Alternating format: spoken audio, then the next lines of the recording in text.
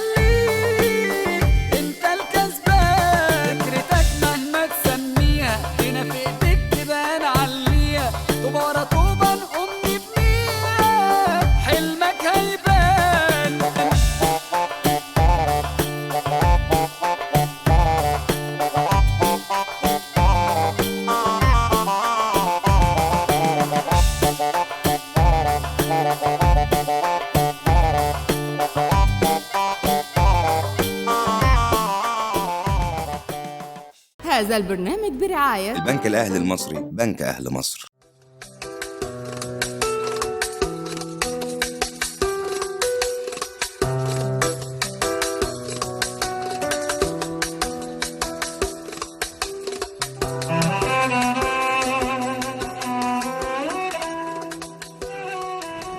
صباح الخير يا ديبا.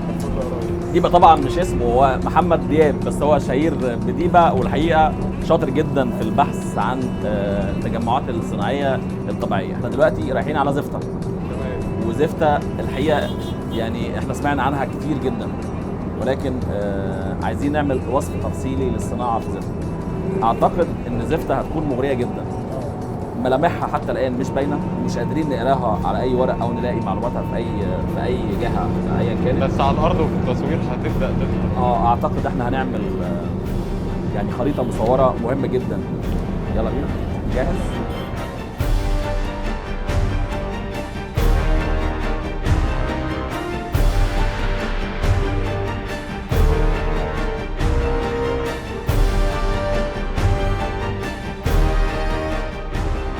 دي شبرا ميلس، مركز زفتة محافظة الغربية، البلد اللي بننطق اسمها بالعافية، العالم كله يعرف منتجاتها. مركز صناعة وزراعة الكتان في مصر.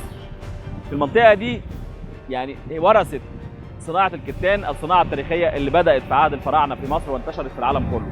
بدأنا بفضل هذه القرية شبرا ميلس ناخد مكانة كويسة، دلوقتي وصلنا ل 8% بعد ما كنا من سنين قريبة جدا تقريبا 5% من تصدير الكتان على مستوى العالم. عندنا فرصة تاريخية دلوقتي ان يكون عندنا صناعة مهمة جدا في صناعة الكتان. هنبدأ نكتشف شبرا ميلس ومصانعها ونشوف الفرصة المتاحة هنا.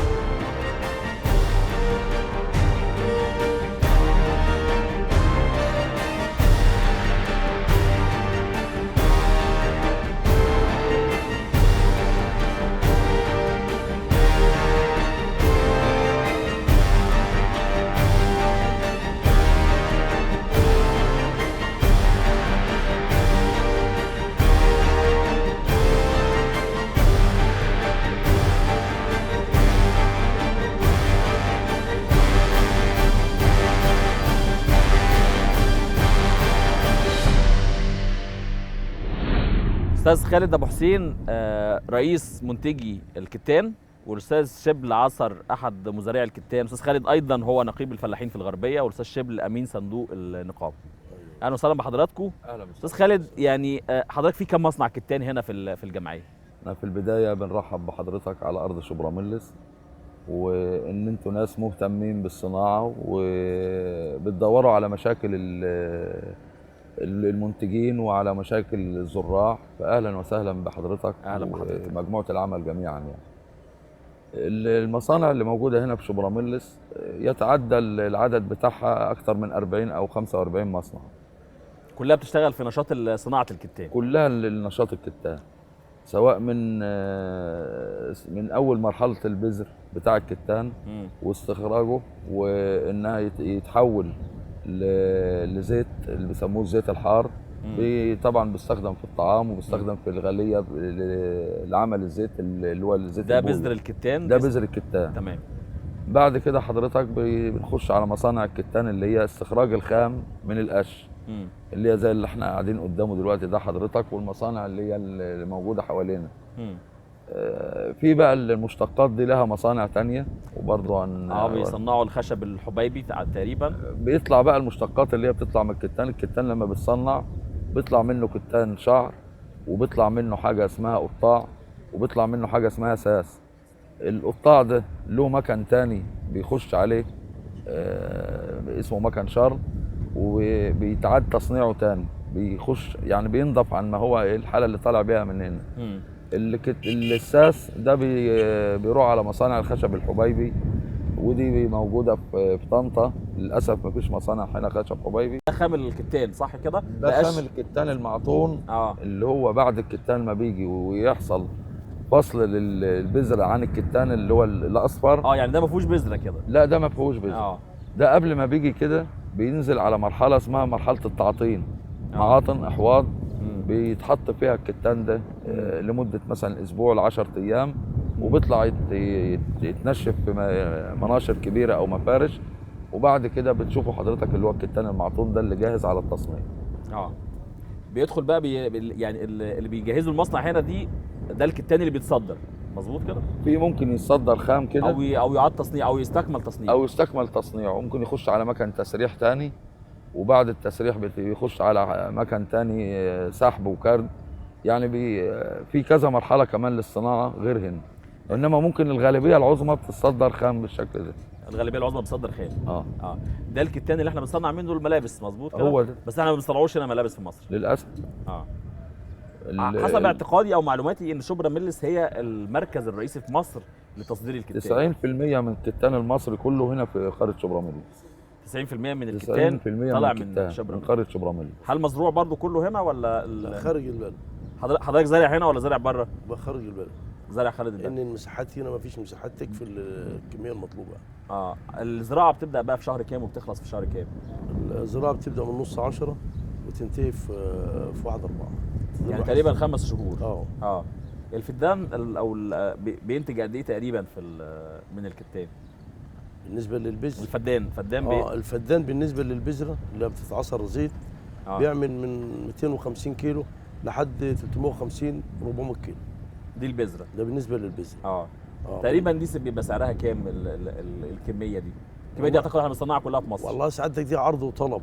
لان في بديل للزراعه المصريه في استيراد من بره، بيجي بذر مستورد من بره. فكل ما بيكون الانتاج اللي بره بسيط طبعا الزراعه المصريه سعره بيرتفع. فدي عرض وطلب سعادتك يعني. يعني مش سعر متوسط الاسعار تقريبا يعني متوسط الاسعار من 10000 لحد 13 14. ده بالنسبه للفدان؟ لا بالنسبه للطن البذره. الطن ده بيطلع من 3 أفدنة. طن البذره من 3 أفدنة. متوسط يعني. بينتج بقى قد ايه تقريبا برضو الفدان من قشر اللي هو العفش اللي بيتحول بقى الكتان؟ تقريبا سعادتك حوالي 4 طن. 4 طن الفدان بيطلع 4 طن. 4 طن قش اصفر قبل العطين، ومن 2 ل 2.5 معطون. ده بقى داخل. احنا شفنا احواض بره كبيره. ايوه حمامات دي سعادتك بينزل على ميه طبيعيه بيضه. يعني ميه يا اما بحاري يا اما ماسوره معين بتجي من تحت الارض. ساعتك لمده معينه اسبوع لحد 10 ايام اقصى حاجه. بتخمر فيها الكتان؟ بيتعمل فيها بقى الكتان وبتشتغل فيها البكتيريا. يبدا الكتان يغير لونه من اللون الاصفر الى اللون سعادتك اللي انت شايفه على الطبيعه دي.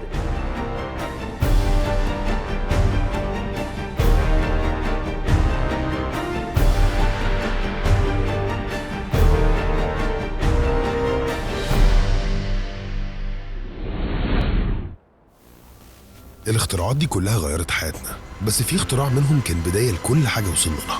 أيوة دي، عشان اختراع اللمبة عمل ثورة شقلبت العالم كله. بزرار بقى عندك شمس بالليل، يعني يوم أطول، يعني شغل أكتر وتطور أسرع. نور يعني جهاز شغال، يعني حياة.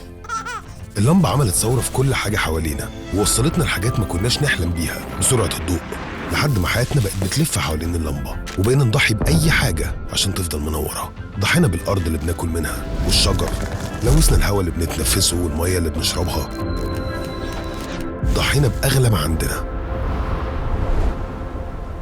طب لو قلت لك مش محتاج تضحي تاني، إن بقى في بديل ما بيخلصش ما بيلوثش، بديل حوالينا في كل مكان. لو قلت لك إن طاقتنا بقت من نور الشمس وسرعة الهواء، وبلدنا النهارده في طريقها إنها تبقى بتولد طاقة نظيفة بنسبة 42% من إجمالي طاقة مصر قبل سنة 2035. وعشان كده البنك الأهلي المصري دخل الطاقة النظيفة في استراتيجيته، وبيمول المشروعات المهتمة بالتغير المناخي والمشروعات الخضراء والطاقة المتجددة، وخلى الاستدامة واحدة من أكبر اهتماماته باعتماد حلول صديقة للبيئة، زي توفير استهلاك المياه والكهرباء واستخدام الطاقة الشمسية في عدد من فروعه، عشان هدفنا نبني مستقبل مستدام لأهل مصر. البنك الأهلي المصري، بنك أهل مصر.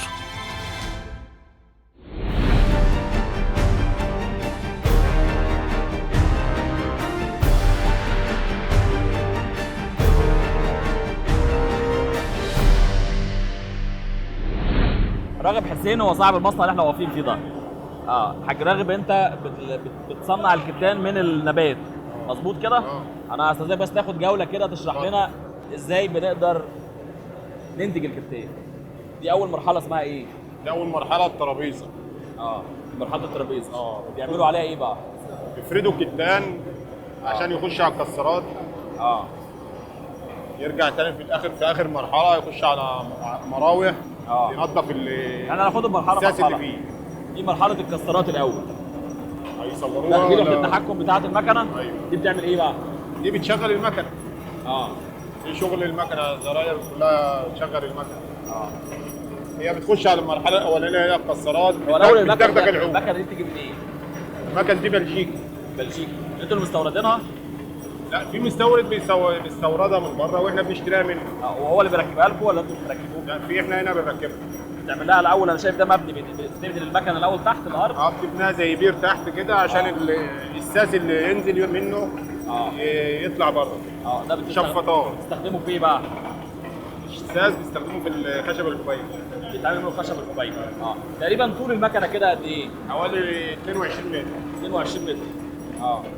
دي احنا قلنا دي الكسرات. دي كسرات بتكسر العيدان. واللي بينزل ده اللي احنا شايفينه اللي تحت ده اللي بيتعمل خشب حبيبي. بيتعمل خشب حبيبي. بيتصنع هنا في مصر؟ بيتصنع في مصر. بيتصنع في شركه في طنطا. هي برضه اللي بتصنع الخشب؟ هي اللي بتصنع الخشب. ده مصنع لتصنيع الخشب، وفي مصنع ثاني برضه في طنطا لتصنيع الخشب. دي مرحله ثانيه ولا نفس المرحله؟ لا، هي نفس المرحله، واحده للجد بتاع العود، واحده للشوشه بتاع العود. يعني النص والنص. واحده بتقسم، هو مقسوم نصين، واحده اليمادي وواحده اليمادي. هنا بقى بيطلع الكتان المتكسر يدخل في المرحله الثانيه. يدخل بقى زي مرحله تنظيف كده. مروحه. دي مروحه بتنظفها. يعني الكتان دلوقتي في قلب المروحه دي ولا فين؟ لا، في السكه من جوه كده. هي الاثنين بيلفوا على بعض. تطلع الهواء عشان تطلع الشعر اللي هو ده. دي اخر مرحله اللي هي برضه هوايه. مروحه برضه. دي بتنظف الشوشه، ودي الثانيه اللي ورا بتنظف الجلد. برضه على مرحلتين. الجنزير ده بقى اللي بيحرك بيحركها، وفي نفس الوقت بيمسك الكتان عشان المروحه عشان يطلعوا لك هنا تاني. دول بقى اللي هم دول بقى بتوع السكينه هنا بيساووا الكتان، يلفوه. وبعد ما بيتلف بيجي على هنا الجماعه هنا برضو يربطوه ويبقى ربط صغيره كده 5-6 كيلو. دي المرحله الاخيره اللي هي المرحله الاخيره. المرحله الاخيره بالنسبه للمصنع هنا. وفي حاجه ثانيه في مصانع ثانيه؟ في حاجات ثانيه بقى، تسريح وحاجات شغل ثاني.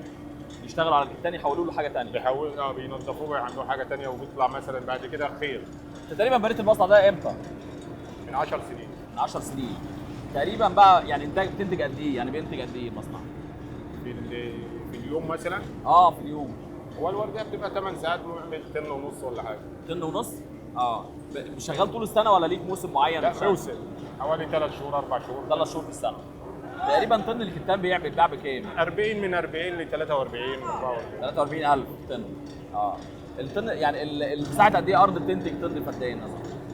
ديت مش ملهاش مقياس او مثلا ملهاش معايره، لان ممكن واحد يزرع يجيب 200 كيلو، واحد يزرع يجيب نص طن، ممكن واحد يجيب 800 كيلو مع حسب الارض وحسب يعني؟ بياخد قد ايه في الارض بقى؟ بياخد 5 شهور. 5 شهور. من نص من 11 لغايه اول 4 كده. شهر 11 لشهر 4 لغايه 4 بيتشال في اول 4. انت بقى بتشتغل بالعموله مثلا ولا انت بتشتغل لحسابك؟ تصنيع. انا بصنع بعمل حسابي. حسابي. ده مصنع بتيجي تصنع حاجتي انتاجك قد كده بحاسبك عليه. شاطرين جدا.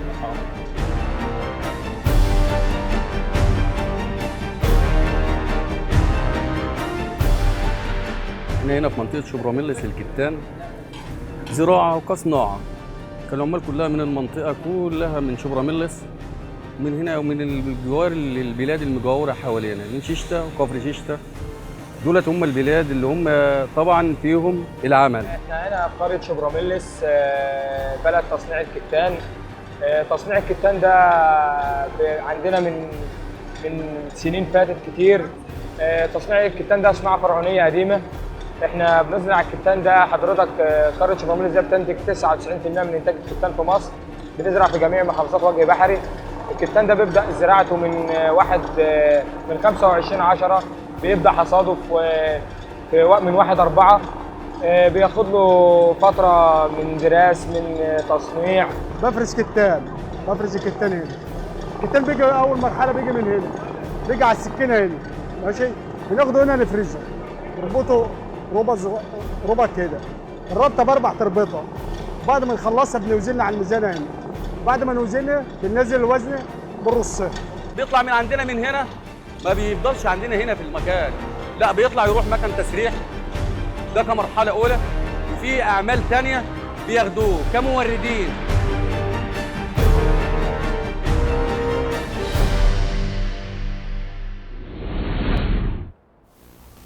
الاختراعات دي كلها غيرت حياتنا، بس في اختراع منهم كان بداية لكل حاجة وصلنا لها. أيوة دي، عشان اختراع اللمبة عمل ثورة شقلبت العالم كله. بزرار بقى عندك شمس بالليل، يعني يوم أطول، يعني شغل أكتر وتطور أسرع. نور يعني جهاز شغال، يعني حياة. اللمبة عملت ثورة في كل حاجة حوالينا، ووصلتنا لحاجات ما كناش نحلم بيها بسرعة الضوء، لحد ما حياتنا بقت بتلف حوالين اللمبة، وبقينا نضحي بأي حاجة عشان تفضل منورة. ضحينا بالأرض اللي بناكل منها والشجر، لوثنا الهواء اللي بنتنفسه والمية اللي بنشربها، ضحينا بأغلى ما عندنا. طب لو قلت لك مش محتاج تضحي تاني، إن بقى في بديل ما بيخلصش ما بيلوثش، بديل حوالينا في كل مكان. لو قلت لك إن طاقتنا بقت من نور الشمس وسرعة الهواء، وبلدنا النهارده في طريقها إنها تبقى بتولد طاقة نظيفة بنسبة 42% من إجمالي طاقة مصر قبل سنة 2035.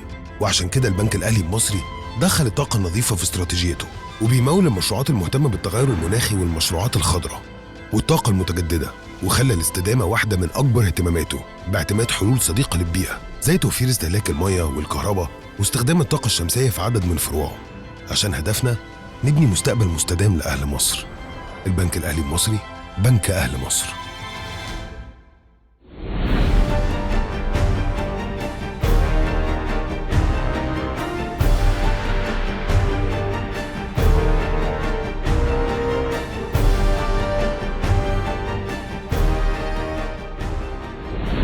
مهندس محمد النمر يعني احد اللي اسسوا صناعه الكتان هنا في منطقه شبرا-ميلس. باشمهندس اهلا وسهلا بحضرتك. حضرتك تخصصك تركيبات مظبوط؟ ان شاء الله ان شاء الله. احكي لي بقى قصه دخول المكن الحديث لشبرا-ميلس، واشمعنى المنطقه دي بتشتغل في صناعه الكتان؟ هو الاول بدات في طنطا في شركه اسمها شركه كتان وزيوت. تمام.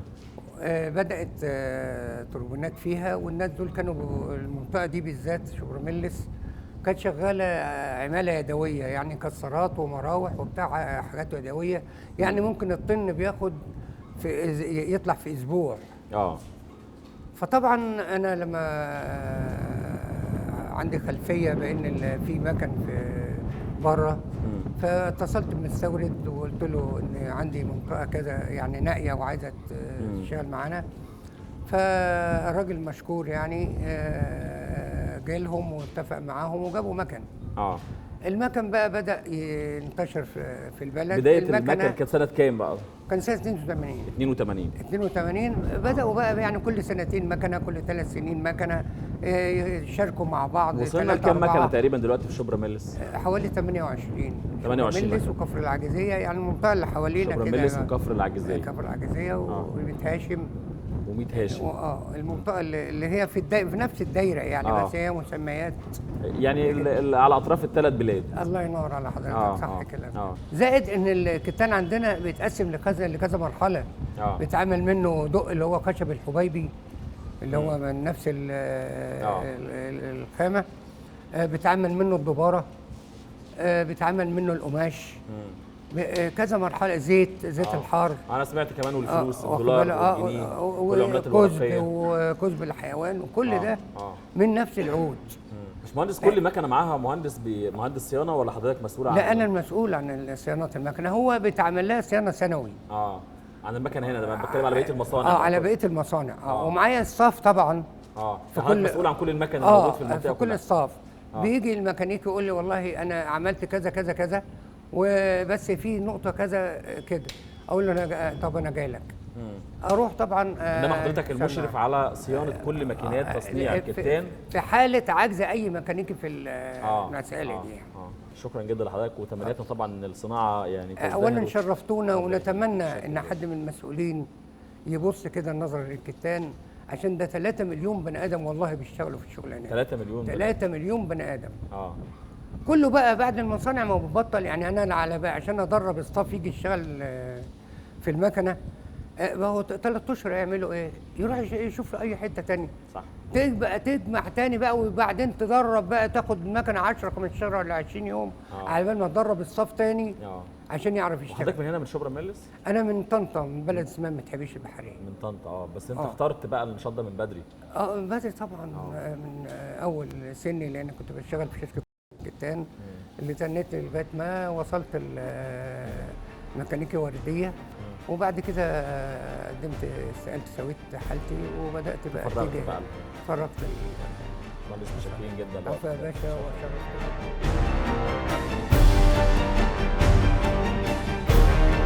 مشكله الكتان هنا ان ما بنلاقيش حد يقيمه، واحنا كلمنا جهات كتير مسؤوله ما فيش فايده. المنطقه هنا فيها حوالي 18 مصنع بس فيهم مصانع محذوفه ما بتشتغلش واقفه لان اصلا المنتج الذات نفسه الكتان الزراعه مش مكفيه وبعدين بتهلك. احنا بنتمنى ان يبقى المصانع دي لها ترخيص لان احنا بندفع ضرائب عقاريه على المصانع، بندفع تامينات، بندفع امن صناعي، بندفع حاجات كتير. انا محتاج كل حاجه، كل عوامل محتاج الاجر يزيد عشان العمليه العيشه صعبه. الاجر يزيد في كل حاجه.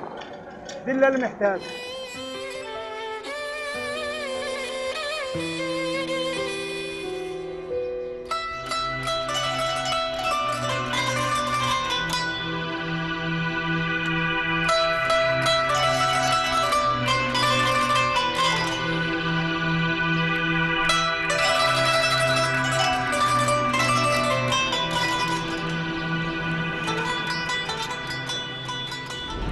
عصام حسين صاحب مصنع كتان، كنت بتكلمني قبل الهوا عن ان في جنسيات مختلفه موجوده هنا في المكان بتشتري اي كميات متاحه من الكتان. في ناس من بلجيكا بيجوا يشتروا كتان هنا خام. بيشتروا الخامات بعد مراحل التصنيع اللي بتمر بيها من خلال المصانع. دي تعتبر مراحل اوليه بالنسبه للكتان. دي مراحل اوليه. حتى في مصنعك هنا برضو بتعمل مراحل اوليه. مراحل اوليه. انت بتعمل كام مرحله هنا؟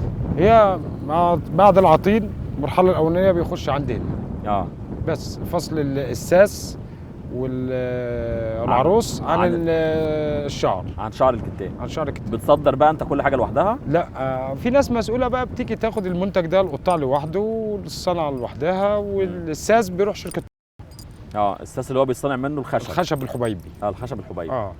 قول لي، انت بتشتغل، انت بتمثل تقريبا جيل الوسط في الصناعه دي. أيوة. انت يعني وارثها ولا بدات انت النشاط؟ لا، وارثها من والدي وجدي قبل كده. بيشتغلوا برضه في نفس الصناعه، في نفس المهنه، نفس الكتان. انت تقريبا من كام سنه بتشتغل في الصناعه دي؟ يعني انا المصنع منشأ من 2001 ولا 2002. 2002. قول لي المنتجات اللي بتطلع من الكتان، يعني برضه مركز على الحته دي، عايز اعرف احنا بننتج ايه منه او ايه المنتجات الممكنه من الكتان. والكتان ده بيخش في غزل رفيع وغزل دباره. غزل الدباره ده بيخش في السجاد اللي هو السمك التخين. الرفيع احنا ما بنعملوش هنا. ده بتاع الملابس. الملابس ده بيجي من الخارج. طبعا احنا ما عندناش كده، يعني كنا بنتمنى شركه جنبنا ان يتعمل فيها خطوط للغزل للكتان، بحيث المنتج هنا هو بدل ما يروحوا يستوردوه من بره. هي دي المشكله. القطاع اللي هو العروس، منتج المتخلفات دي بتسافر بره برضه، بتخش برضه في صناعه حاجات تانية، خيم من الكتان وحاجات رديئه تانية بتخش يعني الكتان ده بيخش التيله بتاع الكاوتش الغالي بدل التيله بتاع الحديد في الكاوتش، هي بتخش فيه. ورقه الدولار بتخش فيه. الدولار تصنيع العملات الورقيه. العملات الورقيه. ففي حاجات كتيره بتخش فيها. احنا ليه احنا عندنا الحاجه ديت وما نستثمرهاش؟ ونقدر نوصل في مراحل الصناعه للمرحله دي. ونقدر يعني اتمنى ان انت سيادتك لما تيجي في بدايه الموسم في شهر 5 شوف انت بقى كميه يبقى المكان ده كله مليان كتان في بدايه ومليان عماله. يعني ما يسيبك من المصانع، شوف اللي بيحضرهم لدخول المنتج المصنع. عدد مهول طبعا. مهول. فاحنا ليه ما بنستفادش من الطاقه اللي هنا؟ صحيح. استاذ عصام، بنشكر حضرتك ونوعدك برضه احنا مكملين معاك لحد ما نقدر نوصل لحلول المشاكل. اكيد باذن الله. شكرا. الاختراعات دي كلها غيرت حياتنا، بس في اختراع منهم كان بدايه لكل حاجه وصلنا لها. ايوه دي، عشان اختراع اللمبه عمل ثوره شقلبت العالم كله. بزرار بقى عندك شمس بالليل، يعني يوم اطول، يعني شغل اكتر وتطور اسرع. نور يعني جهاز شغال، يعني حياه. اللمبة عملت ثورة في كل حاجة حوالينا ووصلتنا لحاجات ما كناش نحلم بيها بسرعة الضوء، لحد ما حياتنا بقت بتلف حوالين اللمبة، وبقينا نضحي بأي حاجة عشان تفضل منورة. ضحينا بالأرض اللي بناكل منها والشجر، لوثنا الهواء اللي بنتنفسه والمية اللي بنشربها، ضحينا بأغلى ما عندنا. طب لو قلت لك مش محتاج تضحي تاني، إن بقى في بديل ما بيخلصش ما بيلوثش، بديل حوالينا في كل مكان. لو قلت لك ان طاقتنا بقت من نور الشمس وسرعه الهواء، وبلدنا النهارده في طريقها انها تبقى بتولد طاقه نظيفه بنسبه 42% من اجمالي طاقه مصر قبل سنه 2035. وعشان كده البنك الاهلي المصري دخل الطاقه النظيفه في استراتيجيته، وبيمول المشروعات المهتمه بالتغير المناخي والمشروعات الخضراء والطاقه المتجدده، وخلى الاستدامه واحده من اكبر اهتماماته باعتماد حلول صديقه للبيئه زي توفير استهلاك المياه والكهرباء واستخدام الطاقه الشمسيه في عدد من فروعه، عشان هدفنا نبني مستقبل مستدام لأهل مصر. البنك الأهلي المصري، بنك أهل مصر.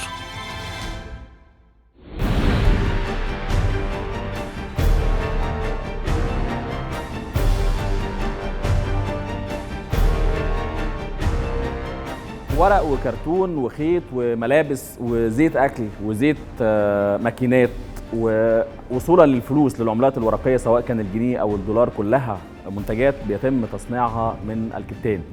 يمكن كتير جدا من المنتجات اللي ممكن أكون مش فاكرها، ولكن الحقيقة اكتشفنا أن الكتان يعني نبتة ممكن تطلع كتير جدا من الصناعات، خاصة أن الكتان موطنه كزراعة وصناعة هو مصر الفرعونية.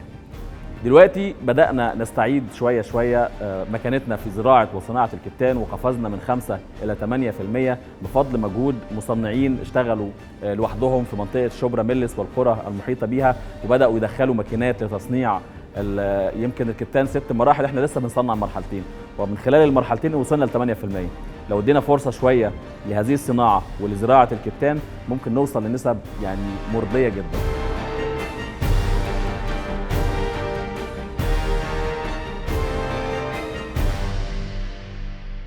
هذا البرنامج برعاية البنك الأهلي المصري، بنك أهل مصر.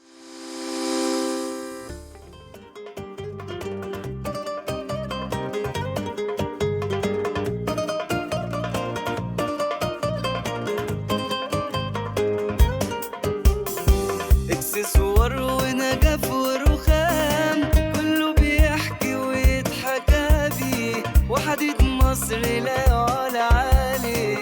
صنعنا دي مش عايزة كلام، مزرعنا تملي في تطوير، والأحذية بقى والسجاد مشهد كل لما بيتعاد، نلقى أملنا في بكرة كبير. الأتوبيس بيلف كتير عاللي بيشقى وعنده ضمير، لو فين بقى بيروح ليهم لسه يا مصر الدنيا بخير. الأتوبيس بيلف كتير عاللي بيشقى وعنده ضمير، لو فين بقى بيروح ليهم لسه يا مصر الدنيا بخير. هذا البرنامج برعاية البنك الأهلي المصري، بنك أهل مصر.